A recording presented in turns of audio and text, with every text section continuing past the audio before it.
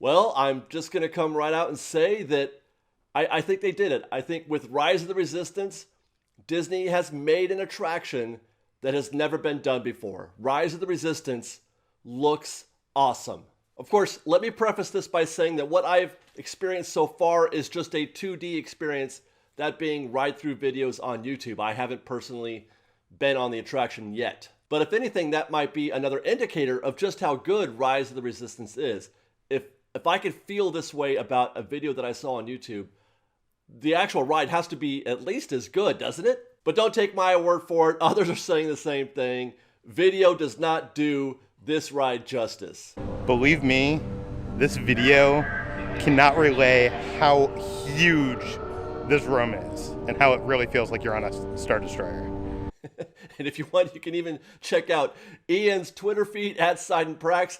I can't put his comments, they're not fit for this video, but rest assured, he approves. So without getting into too much detail about ride specifics, let me make a few observations about, that help us understand what kind of attraction this is, because, I'll be damned if I could say that it is one kind of ride or another. And of course, it goes without saying, everything that follows is absolutely, definitely a spoiler. If you don't want the ride spoiled for you, wait. wait until it comes to Disneyland in January, or go to Florida at Walt Disney World, because we're going to show you some of those ride specifics. After going through the initial queue, which is pretty much what I would have expected, very much like Smuggler's Run, you enter what I would call phase 1 of the attraction. And I am almost positive, I say almost positive because I don't want to say I'm 100% positive, but this is the Super Collider. Guests stand in a small transport. They're not seated, they're standing as the transport takes them out into orbit. And this little section of the ride here alone is outstanding. It's a ride in itself. They've done a fantastic job of putting you in the Star Wars universe. You feel like you're there. The scenes with Akbar, or actually his name is Beck in this case, Akbar or Beck and Poe are fantastic. I really do feel like I am entering a Star Wars story. And then we're captured by the First Order with some very convincing, role-playing, I guess, by the cast members, at least in this video. And you enter this, which is, I don't even know what to say about this room. It's a lobby. This is a lobby. This is a place for guests to stand and wait. A place where before we get into the actual ride. What they built, all of this, everything that you see, all of that was built just for you to stand in. And that, for me, is everything. I've asked for more. This is more. I almost feel like maybe I missed something. Maybe they're not supposed to be standing here. I feel like when I'm watching this video, maybe I'm getting the wrong message.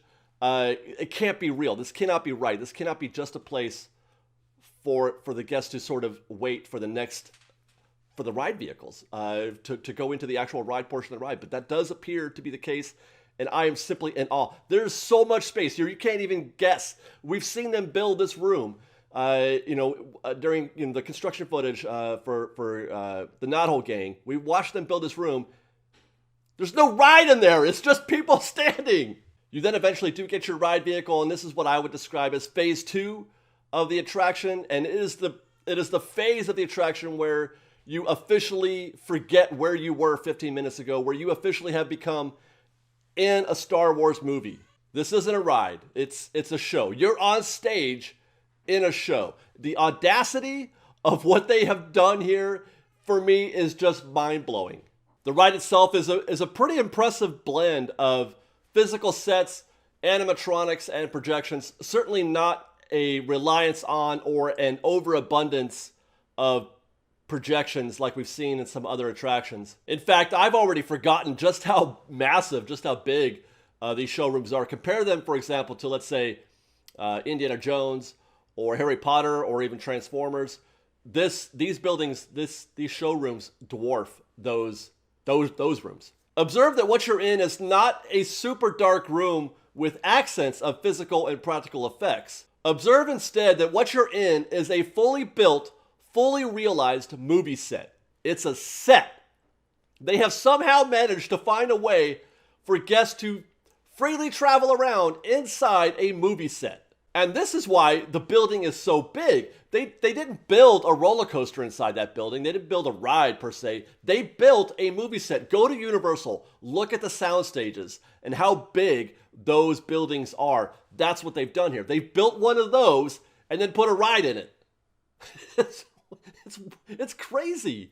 And that's why this is so impressive when you think of it in terms of a dark ride. Think about traditional dark rides. In all of them, there are areas of no show. You go to the Haunted Mansion, they point your Doom buggy in a certain direction, and then there's no show happening behind you or even to the left or the right of you sometimes. And that's done with intent, so they don't have to overbuild the room. Even in modern dark rides like Indiana Jones and Radiator Springs Racers, there are areas of no show. There are dark areas.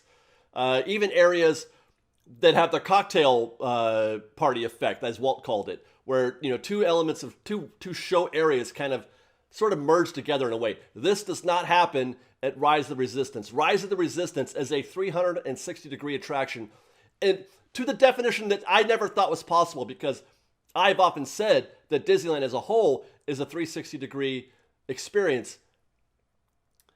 That's kind of that doesn't go far enough in describing Rise of the Resistance. It literally is a 360-degree experience. And again, I've just been talking about so far the technical aspects of the attraction.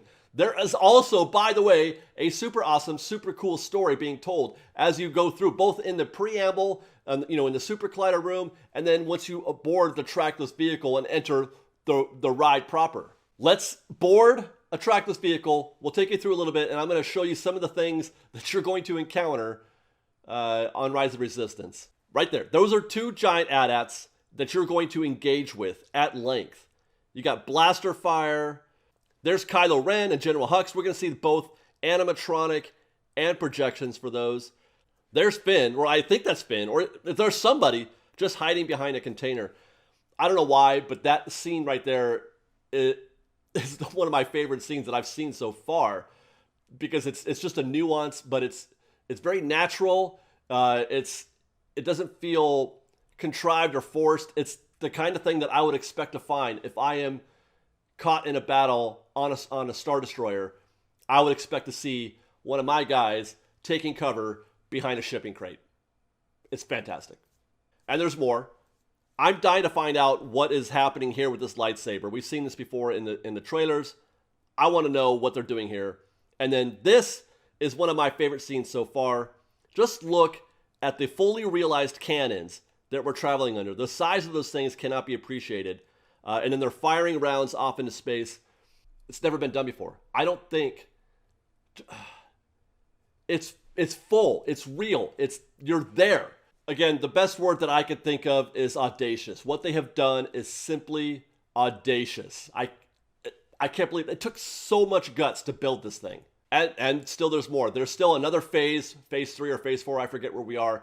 This is sort of the Tower of Terror-like element that we heard about. There's a drop. It's not like Tower of Terror. It's a small drop, but you're going to feel it. You can hear the guests react to it. You're going to feel that, and then you fly off into space, which I would imagine is probably very Star Tours-esque. So many different ride elements being combined here in one show. It's a masterpiece. So now, let's get to the next question. We've shown you Rise of Resistance. We're impressed. I think that most people will be impressed. The next question is, what does this mean for Galaxy's Edge? What does this mean for the future for the rest of Galaxy's Edge? We now have a visual example, a visual idea of what going all the way looks like. We have now seen what their full power is.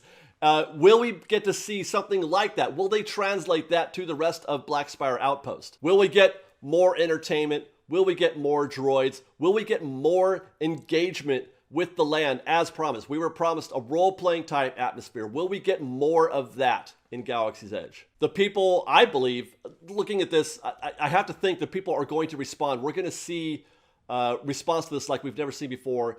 And if that is the case, if that does happen, then the ball will definitely be in Disney's court. They have said, or we have heard, that they've been waiting to see how Rise plays out, to see how people respond to Rise before letting everything loose in Galaxy's Edge. I don't think they're going to have any choice but to do that now, considering how amazing, what an amazing ride they built.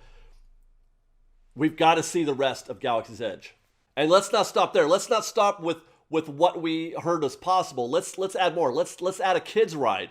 Let's see a nighttime entertainment, a show that will also blow people's minds. We've seen the demo of the drones. Let's see those on a nightly basis in Galaxy's Edge. And hopefully we don't have to wait too long. We're going to get to find out starting today in real time what guest response is. We know that the people like it. Will they show up? I think we're going to see wait times and response like we've never seen before. I think that this thing is going to be every bit the success that they had hoped for. Until then, FreshBaked, let's hear your thoughts. I want to know. You've seen the visuals here. You've heard people's response. What do you think? Does Rise of the Resistance rise to your expectations? Is it what you thought it would be? Less than? More than? Let us know in the comments below. And until next time, thank you guys very much for watching. Don't forget to like this video. Share it with your friends on social media.